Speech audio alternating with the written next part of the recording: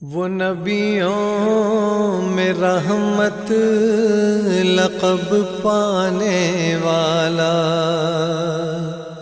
मुरादें। बिस्मिल्लाहिर्रहमानिर्रहीम। Ramzan special transmission में आपका मेज़बान सलीम साथियानी पाकिस्तान और पाकिस्तान से बाहर देखने वाले वो तमाम नाजरीन जो इस वक्त हमारे इस प्रोग्राम को देख रहे हो उन्हें खुश आमदीद कहते हैं। नाज़रीन, एक दफ़ा का जिक्र है कि हज़रत अल्लामा इकबाल अपने दोस्तों के साथ बैठे हुए थे और अपने दोस्तों से बातें कर रहे थे। देखा कि एक शख्स वहाँ खड़ा हुआ है। अल्लामा इकबाल दौड़कर उसके पास गए और उन्हें घर तक छोड़कर वापस आए। तो उनके दोस्तों ने पूछा कि ये कौन थे, तो उन्होंने कहा कि ये मेरे उस्ताद मोहतरम जनाब मीर हसन साहब थे। तो दोस्तों ने कहा कि आप अपने पैरों में जूते भी नहीं पहन के गए और इनको छोड़ने के लिए इस तरह चले गए। तो उन्होंने कहा कि मुझे होश ही नहीं रहा। जब उस्ताद मीर हसन जैसा हो तो शागिर्द अल्लामा इकबाल ही बनता है। नाज़रीन, हमारे दरमियान मौजूद हैं chairman all private school management association Sindh के और नेशनल एजुकेशन काउंसिल पाकिस्तान के जनरल सेक्रेटरी जनाब सैयद तारिक शाह साहब हमारे दरमियान मौजूद है। इनसे गुफ्तगू का आगाज़ करते। अस्सलाम वालेकुम। तारिक साहब, कैसे हैं आप? ठीक है, अल्हम्दुलिल्लाह। तारिक साहब, पहले तो आप अपने बारे में बताइए कि माशाल्लाह आप को अल्लाह ताला ने इतनी छोटी उम्र में इतना बड़ा रुतबे से मंसूब किया है और फिर आपके वालिद साहब बिलखुसूस खालिद हुसैन शाह साहब जिनका एक बहुत बड़ा नाम था और हमारा भी काफ़ी उनके साथ उठना बैठना भी रहा। तो पहले तो आप अपने अब्बू के बारे में, फिर उसके बाद अपने बारे में बताइए कि आप इस फील्ड के अंदर कैसे आपको आने का शौक़ हुआ। जी देखें, क्योंकि मेरा सिलसिला जो है वो एक डिफरेंट था, क्योंकि स्कूलिंग से मेरा इतना कोई ताल्लुक़ रहा नहीं था, क्योंकि मैं एक चार्टर्ड अकाउंटेंट हूँ। मैं तो मेरी फ़ील्ड बिल्कुल अलग थी। लेकिन मैं आपको बैकग्राउंड बताऊँ कि मेरे फादर के जो नाना थे मास्टर यासीन, वो अलीगढ़ के टीचर थे। तो उनसे इंस्पिरेशन लेते हुए मेरे फादर ने जो है वो स्कूल स्टार्ट किया 1977 में अपना ब्रिलियंट करियर ग्रामर स्कूल। उसके बाद फिर सिलसिला चलता रहा। जब स्कूल डी नेशनलाइज हुए और सारे मामला चलते गए, स्कूल बढ़ते चले गए, तो मसाइल भी आने शुरू हुए। तो उन मसाइल को हल करने के लिए उन मसाइल को आगे पहुंचाने के लिए स्कूलों के लिए तो वो एक एसोसिएशन कायम हुई, all private schools management association Sindh, जिसके फाउंडर चेयरमैन जो है वो मेरे वालिद साहब को बनाया गया। और जब से अब तक जो है वो चेयरमैन रहे, क्योंकि लोग को कहना यही था कि जिस तनदही से, जिस डिवोशन से वो काम करते थे तो उतना कोई और नहीं कर सकता था। तो ये सिलसिला चलता रहा। लेकिन अनफॉर्चुनेटली जो 2 साल पहले एक इवेंट हुआ, एक इंसिडेंट हुआ कि कार एक्सीडेंट हुआ, उसमें उनका इंतकाल हुआ। तो उसके बाद एक गैप क्रिएट हुआ। और क्योंकि मैं आपको बताऊं कि 6-7 साल पहले मैं जो हूँ मलेशिया से वापस आया था अपनी पढ़ाई के बाद। तो फादर के साथ, क्योंकि उनकी हेल्थ गिरती चली जा रही थी, तो उनके साथ हमेशा साथ रहना, उनके साथ आगे पीछे जाना, मामला डील करना, तो थोड़ी बहुत जिसे कहते हैं ना ट्रेनिंग फेज़ में मैं उनके साथ रहा। अच्छा। तो इन एंड आउट मुझे पता चलते गए। तो इंतकाल के बाद जब एक गैप क्रिएट हुआ तो मेजॉरिटी जो थी उन्होंने इस बात पे मुत्तफ़िक हुई कि तारिक शाह साहब को जो है वो हम चेयरमैन बनाना चाहेंगे। और मैं आपको बताऊं, एक जब गैप क्रिएट होता है, एक वैसे मेरी ज़िंदगी में भी एक गैप क्रिएट हुआ था कि फ़ादर नहीं रहते, तो मैं चाहता नहीं था। लेकिन एक जो जज्बा जो क्रिएट हुआ वो इसलिए हुआ कि इनका मिशन था ये, कि मिशन के काम करने से। तो फिर ये इसी सोच के साथ फिर मैं भी इसमें आगे आया कि जब इंसान किसी दूसरों की मदद करता है तो अल्लाह मियाँ फिर हमारी भी मदद करता है। अगर हम किसी के मसाइल सॉल्व करने में आगे बढ़ के चढ़ के काम करते रहेंगे तो अल्लाह मियाँ फिर हमारे मामलात, हमारे अपने स्कूल के मामलात या अपने पर्सनल मामलात भी अल्लाह मियाँ डील करवाएगा। अगर हम इस चीज़ में ख़ुद गर्ज हो जाएंगे तो फिर इस तरह तो दुनिया का दस्तूर नहीं चल पाएगा। तो इसलिए फिर मैं इस पोजीशन में आया। लेकिन मैं आपको बताऊं, इस पोजीशन में आने के बाद मेरे पीछे बहुत सारे लोग आज भी मौजूद हैं जो हमारी एडवाइज़री बोर्ड है, सीनियर एजुकेशनिस्ट हैं, जो कि हमें गाहे बगाहे गाइड करते रहते हैं। जो अगर हमें कोई मशवरा चाहिए होता है तो हम उनके पास जाते हैं, हमसे मालूमात लेते हैं और फिर आगे उन लाइन ऑफ एक्शन को बनाते हैं। क्योंकि ज़ाहिर सी बात है, तजुर्बा तो वक्त के साथ आता है। वो तो मैं अगर ख़ुद कहूँ कि मैं तजुर्बेकार हूँ तो ये बात गलत होगी। लेकिन हाँ, मेरे साथ वो बहुत सारे लोग मौजूद हैं जो तजुर्बेकार हैं। तजुर्बे के साथ ही आप चल रहे हैं। तो मैं आप ये देखना चाहूँगा कि पाकिस्तान में आप तालीम के मयार को कैसे देखते हैं? देखिए, पाकिस्तान में तालीम के मयार तो एक तो अनफॉर्चुनेटली एक मसला ये आया है कि हम बढ़ गए, बहुत सारे स्टैंडर्ड्स बन गए हैं। एक तो पहले सिर्फ मैट्रिक था, मैट्रिक के अंदर अच्छे स्कूल थे और थोड़े से कम फ़ी वाले स्कूल थे। उसके बाद फिर ओ लेवल स्कूल आ गए। जब जब ओ लेवल स्कूल आए तो एक डिफरेंस और क्रिएट हुआ, उसके बाद फिर IB सिस्टम आ गया तो तीसरा क्रिएट हुआ, फिर उसके बाद आखान बोर्ड आ गया तो चौथा क्रिएट हुआ। हम इतने सेक्टर्स में बढ़ गए हैं कि अब जो है जैसे एक माली एतबार से लोगों की क्लासिफिकेशन होती है, ऐसे अब एजुकेशन के हवाले से भी होगी, जो कि गलत है और उसमें हमें अपने स्टैंडर्ड्स को बढ़ाना चाहिए। लेकिन मैं इसमें ये कहूँगा कि हमारी गवर्नमेंट का कह लें या लोगों का तरीक़ाकार ये है कि जो अच्छा कर रहा है ना उसको नीचे लेकर आना है, वो स्ट्रैटेजी गलत होती है। अगर एक ओ लेवल स्ट्रीम या IB स्ट्रीम या आखान बोर्ड अच्छा एजुकेशन दे रहा है तो फिर हमें अपने मैट्रिक बोर्ड्स को भी उसी लेवल पे लाना चाहिए ताकि हम वो लेवल को कॉम्पीट कर सकें और फिर अच्छी एजुकेशन उन बच्चों को भी दे सकें जो इन अच्छी, जिसे कहते हैं ना, इंटरनेशनल क्वालिफिकेशंस को नहीं कर सकते। तो इसमें हम सबको मिलकर काम करना है ताकि एक अच्छी तालीम याफ्ता कौम हम बना सकें। ये आपने बिल्कुल सही कहा। अच्छा, अब मैं अगर इस तरफ कहूँ कि अभी जो पिछले दिनों एक बातें चल रही थी कि प्राइवेट स्कूल और गवर्नमेंट स्कूल के हवाले से कि प्राइवेट स्कूल वाले तो इतने लूट रहे हैं, प्राइवेट स्कूल वाले इतनी फ़ीसें लेते हैं, प्राइवेट स्कूल वालों ने पूरा के पूरा करोड़पति बन गए और ये बन गए, इस हवाले से क्या कहेंगे? कि देखें बात ये है कि हमारे यहाँ लोग जो है ना वो एक छोटे से इंसिडेंट को एक परसेप्शन बना लेते हैं। मैं ये ज़रूर ये कहता हूँ कि हो सकता है कि पेरेंट भी किसी स्कूल से परेशान हो, लेकिन ज़रूरी नहीं है कि अगर एक स्कूल ने कोई चीज़ गलत की तो आप उस स्कूल से बाहर निकल के एक परसेप्शन बना लें कि सारे स्कूल ऐसे ही हैं। देखिए, सब अगर ऐसे होते तो आज लाखों करोड़ों की तादाद में पेरेंट रोड पे खड़ा होता और मुजाहिरा कर रहा होता। लेकिन अनफॉर्चुनेटली जो है ना, लोग जो परसेप्शन बनाते हैं उसको क्लियर करने वाला कोई नहीं है। हमें लोगों को ये ज़रूर बावर कराना चाहिए कि देखें, प्राइवेट सेक्टर जो है वो उनकी दी हुई फीस से चलता है, ना कोई गवर्नमेंट से ग्रेजुएट मिलता है, ना कोई गवर्नमेंट से कोई सब्सिडी हमें मिलती है, ना ही कोई फ़ंड मिलता है हमें। जब कोई चीज़ हमें नहीं मिल रही है तो पेरेंट से ही फ़ीस लेनी है, और अगर वो फ़ीस नहीं मिलेगी तो जाहिर सी बात है ये मुतालबा करने का हकदार है स्कूल ओनर कि आपने फ़ीस क्यों नहीं दी पेरेंट से। तो ये तो बात गलत है कि स्कूल फ़ीस मांगता है, बात पैसों की करता है। ठीक है, हर चीज़ ज़िंदगी में पैसों से चलती है। अगर आपको खाना भी खाना है ना तो वो उन पैसों से ही खाना है, या अगर अस्पताल में इलाज कराना है तो वो पैसे देकर ही कराना है। तो जब मॉनेटरी सब हर चीज़ मॉनेटरी पे डिपेंडेंट होती है तो पैसे देने, तो स्कूल ओनर जो है वो मजबूर होता है कि वो उसको फ़ीस लेनी है स्कूलों से। लेकिन हाँ देखिए, ये प्रॉफिट तो बनाएगा ना कोई, लेकिन हाँ बहुत एक्सेसिव प्रॉफिट बनाए, माँ बाप को प्रेशराइज़ करे, वो गलत है।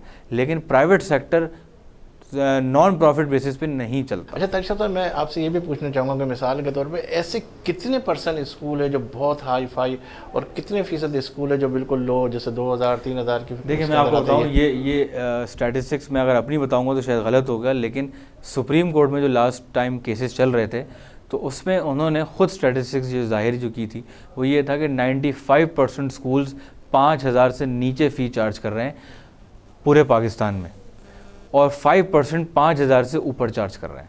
तो ये स्टैटिस्टिक्स गवर्नमेंट की दी हुई है। सुप्रीम कोर्ट का जब केस चल रहा था उन्होंने एनालाइज़ किया स्कूलों को, तो ये कैटेगरीज़ हैं यहाँ पे।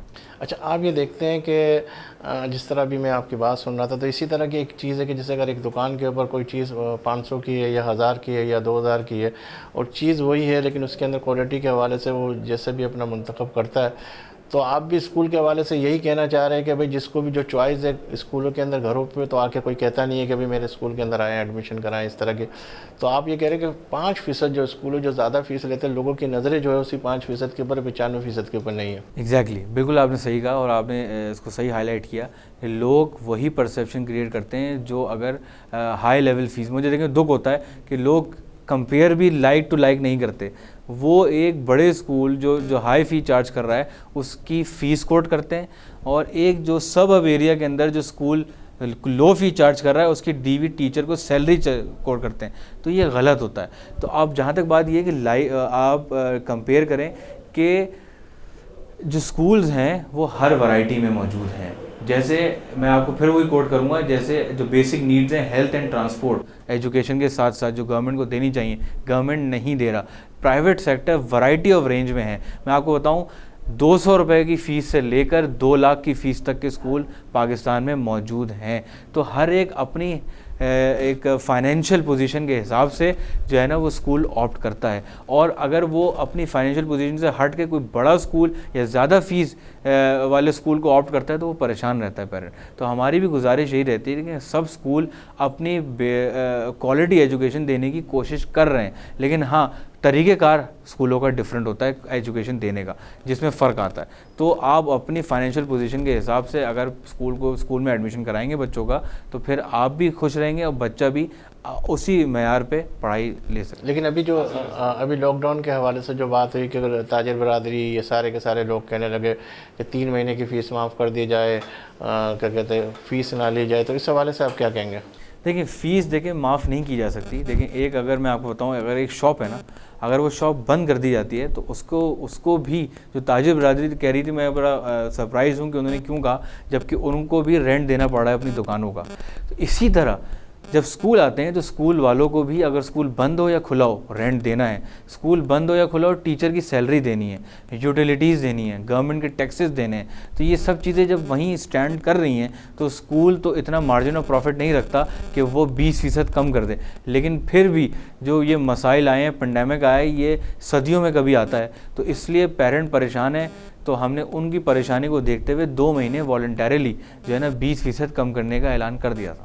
अच्छा तारिक भाई, मैं एक और भी चीज़ पूछना चाहूँगा कि माशाल्लाह प्राइवेट स्कूल के हवाले से, कि प्राइवेट स्कूल इंडिविजुअली भी बहुत सारे स्टूडेंट्स को रियायतें देते हैं या कोई गवर्नमेंट की पॉलिसी है, तो ताकि हमारे नाज़रीन सुन सके कि स्पेशली वो क्या उनको क्या कहते हैं ट्रीट करते हैं। देखिए हर स्कूल की अपनी एक पॉलिसी होती है, या तो सिबलिंग डिस्काउंट दे रहे होते हैं या फिर वो मुस्तहकीन को डिस्काउंट दे रहे होते हैं। जिनका बच्चा ब्रिलियंट तो होता है, एक IQ लेवल उसका अच्छा होता है, लेकिन उसकी माली एतबार से वो अफोर्ड नहीं कर पा रहा, तो उनको भी स्कॉलरशिप दी जा रही होती हैं। तो मुख्तलिफ़ चीज़ों से जो है ना स्कूल अकोमोडेट कर रहा होता है, और गवर्नमेंट के लॉज हैं कि 10% फ्री शिप देनी है, तो उससे ज़्यादा बढ़ चढ़ कर स्कूल जो हैं वो काम कर रहे होते हैं। ठीक है, इसी पे बात करते हैं। यहाँ मुझे ब्रेक का इशारा हो रहा है। नाज़रीन, यहाँ लेंगे एक ब्रेक इस यकीन के साथ कि आप होंगे हमारे साथ, हम तो हैं ही आपके साथ। मिलते हैं चंद लम्हों के बाद। वो नबियों में रहमत लक़ब पाने वाला, मुरादें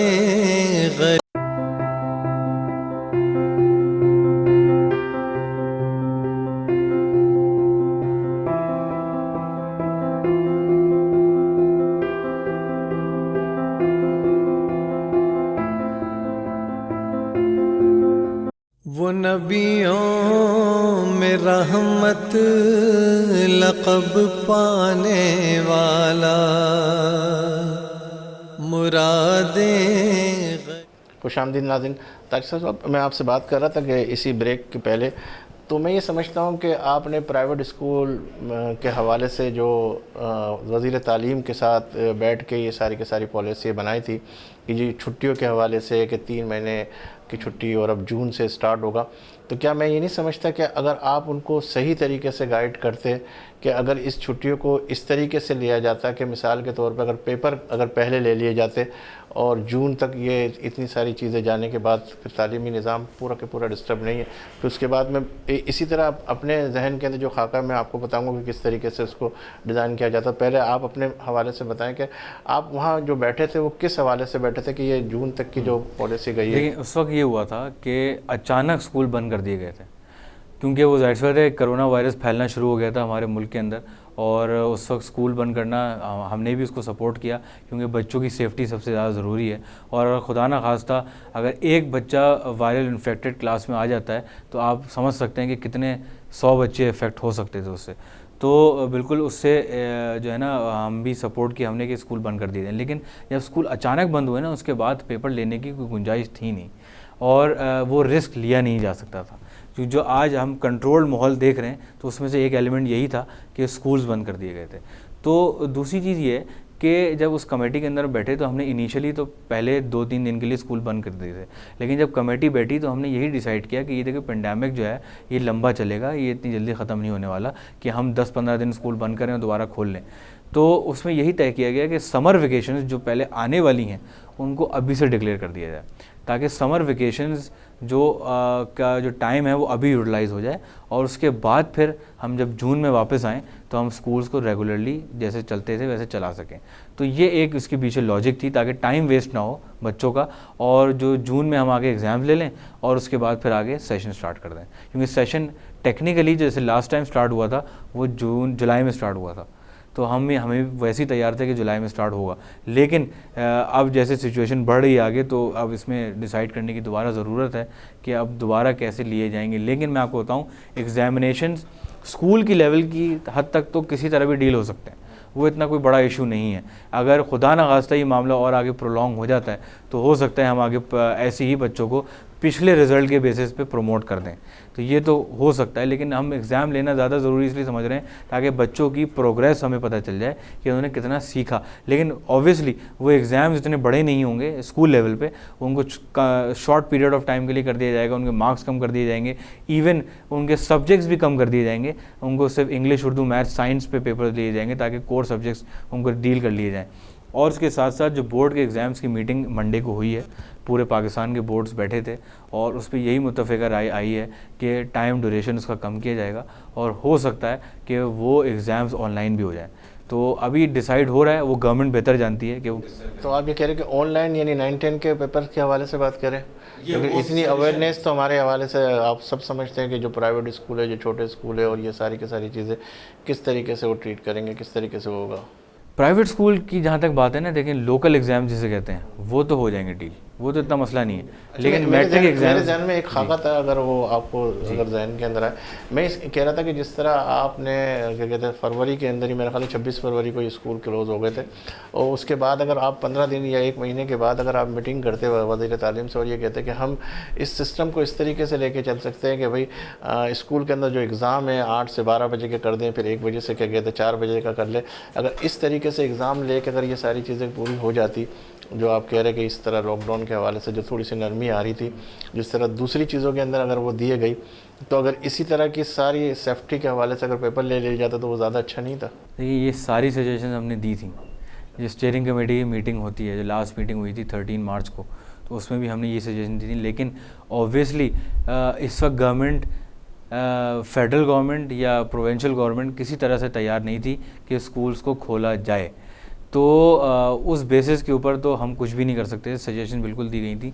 लेकिन मैं आपको बताऊं कि अब आगे आने वाले वक्त में अगर बोर्ड के एग्ज़ाम्स नहीं हो पाए, तो पास्ट में एक दफ़ा ये हो चुका है, जो कि हमने सजेस्ट ही किया था कि उसको दोबारा इम्प्लीमेंट किया जा सकता है। वो जुल्फ़िकार अली भुट्टो साहब के ज़माने में हुआ था कि एग्ज़ाम्स नहीं हुए थे, तो उसमें ये हुआ था कि जो बच्चे 9th का एग्ज़ाम देकर 10th में एग्ज़ाम जिनको देना था, तो वो 9th की बेसिस पे उनका रिज़ल्ट कंपाइल कर लिया गया था, और जो इंटर के सेकेंड ईयर में थे उनका फर्स्ट ईयर के हिसाब से कंपाइल कर लिया गया था, और जो 9th के अंदर बच्चे हैं उनको अगले साल जब एग्ज़ाम लिया जाएगा उसमें जो है वो उनका रिज़ल्ट कंपाइल कर लिया जाएगा। ऐसी तो रिज़ल्ट के अंदर फ़र्क नहीं आएगा, 9th के अंदर किसी की अच्छी परसेंटेज नहीं आई तो वो तो बेचारा परेशान होगा। अभी ये पेंडेमिक है, देखिए हर तरह से आप फंसे हुए हैं, कोई ना कोई वे आउट निकालना है। अभी मैं यही पढ़ रहा था कि गवर्नमेंट की जो लास्ट मीटिंग हुई इसमें सजेशन यही है कि रिज़ल्ट्स को तो कंपाइल किया जाएगा, लेकिन उसमें 5% मार्क्स बढ़ा दिए जाएंगे, वो ग्रेस मार्क्स दे दिए जाएंगे इस पेंडेमिक के। तो जो गवर्नमेंट अपने तौर पे अच्छा कर सकती है बच्चों के लिए वो कर रही है, क्योंकि देखें ये एक जंगी सूरत हाल है कि इसमें किसी को नहीं पता कि आगे क्या होने वाला है। तो इस बेसिस पे सब डिसीजन ले रहे हैं, लेकिन डिसीजन चेंज हो रहे हैं। तो जैसी सूरत हाल बेहतर होना स्टार्ट होगी उस वक्त हम बेहतर डिसीजन लेने की पोजीशन। अच्छा तारिक भाई, मैं आपसे ये भी पूछना चाहूँगा कि इस वक्त जैसे कि फ़ीस के हवाले से गवर्नमेंट ने एक फैसिलेट किया कि भाई आप अपने स्कूल को खोल के एडमिन को बिठा के 4-5 बंदों को बिठा के आप फ़ीस लें, तो क्या देखते हैं कि फ़ीसें आ रही है? क्योंकि अभी जो लोगों के हवाले से देखें, वो एक जाहिर सी बात है, स्कूल जो पेरेंट्स, जो अच्छे पेरेंट्स हैं वो आके जमा करवा रहे हैं, जो समझते हैं कि स्कूल को टाइमली फ़ीस देनी चाहिए। लेकिन बहुत सारी मेजॉरिटी जो है वो फ़ीस जमा नहीं करा रही, उसकी जो भी वजूहात उनके पास हैं वो बेहतर जानते हैं। लेकिन जब फ़ी कलेक्शन नहीं आ रहा तो स्कूल को मसाइल पेश आ रहे हैं। और मैं आइए आपके चैनल के तवज्जो से ये रिक्वेस्ट करना चाहूँगा कि गवर्नमेंट को भी चाहिए कि इनिशिएटिव्स प्राइवेट स्कूल्स के लिए लेकर आएँ, जहाँ वो इंडस्ट्रीज़ के लिए, बिजनेसेस के लिए कोई ना कोई इंसेंटिव लेकर आ रहे हैं, तो एजुकेशन इंस्टीट्यूशंस के लिए भी लेकर आएँ।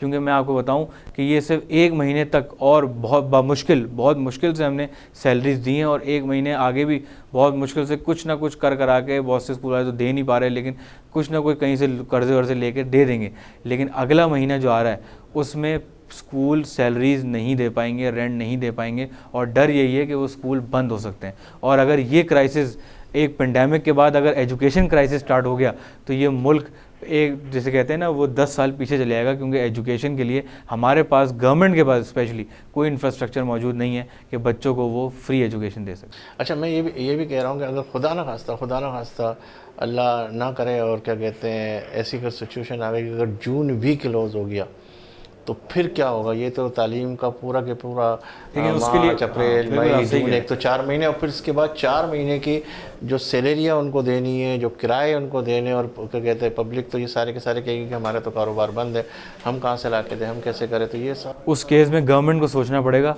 कि गवर्नमेंट को कोई रास्ता निकालना पड़ेगा, गवर्नमेंट को कोई फ़ंड हेल्थ से हट के अब एजुकेशन की तरफ लाने पड़ेंगे, ताकि दोनों चीज़ों को साथ लेके चलें। हेल्थ तो बहुत ज़रूरी है, हम तो समझते हैं कि हेल्थ फर्स्ट प्रायोरिटी होनी चाहिए, लेकिन सेकंड प्रायोरिटी एजुकेशन है। अगर एजुकेशन इंस्टीट्यूशन बंद हो जाएंगे तो फिर गवर्नमेंट को नुकसान होगा, इवन हमारी कौम को नुकसान होगा। तो ये तो बात सही है, लेकिन मैं आपको बताऊं, जहाँ तक एजुकेशन की बात है ना, तो हमने प्लान्स बना लिए हैं। इसके अंदर अगर जून तक ये एक्सटेंड हो जाता है खुदा न खास्ता, तो जो स्कूल्स ई लर्निंग की तरफ शिफ्ट हो सकते हैं या जो हो चुके हैं वो अपनी क्लासेस वहाँ पे स्टार्ट कर देंगे ई लर्निंग में। और हम जो वो स्कूल्स जो ई लर्निंग की तरफ नहीं आ सकते या जिनके पेरेंट ई लर्निंग की तरफ नहीं आ सकते, एक हमारे पास ये भी तो मसला है कि हमारे यहाँ अच्छा इंटरनेट नहीं है, आवाम के पास अच्छे इंफ्रास्ट्रक्चर नहीं है जिस पे वो ई लर्निंग कर सकें।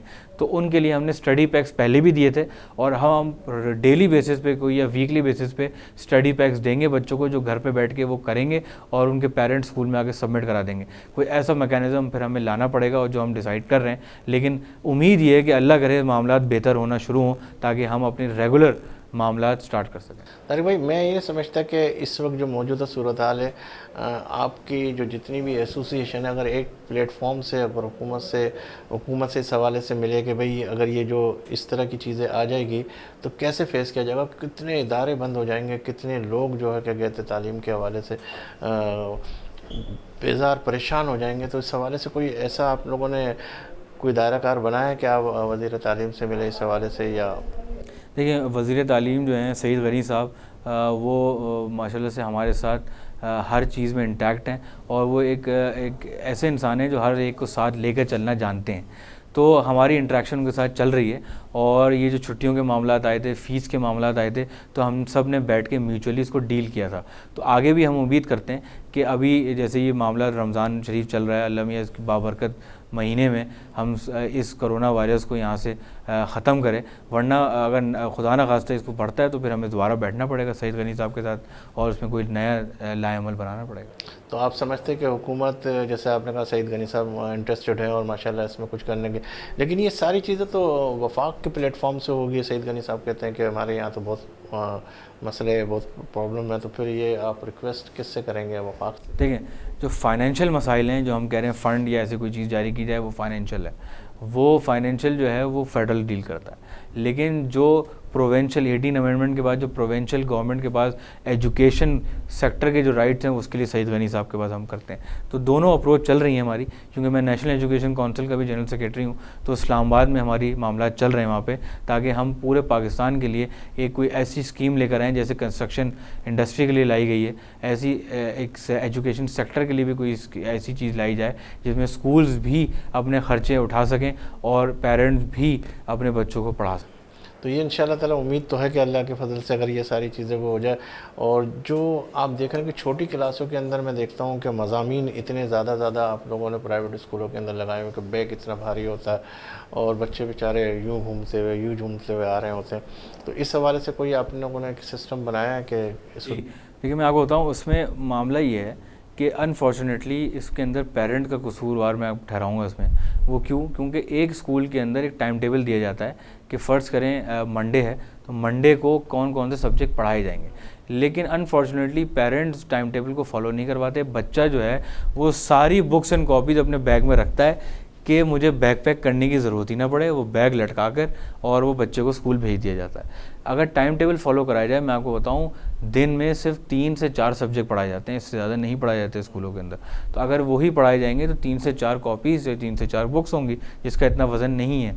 तो टाइम टेबल अगर सब फॉलो करेंगे तो बैग्स कभी भी भारी नहीं हो। अच्छा, मैं ये अगर देखना चाहूँ कि अभी प्राइवेट स्कूल के हवाले से इतनी सारे प्राइवेट स्कूल है, और अगर हम माजी की तरफ देखते हैं तो पहले गवर्नमेंट स्कूल थे और हम लोग जैसों ने भी गवर्नमेंट स्कूलों के अंदर पढ़ा, एक मयार था तालीम का, एक सब कुछ था।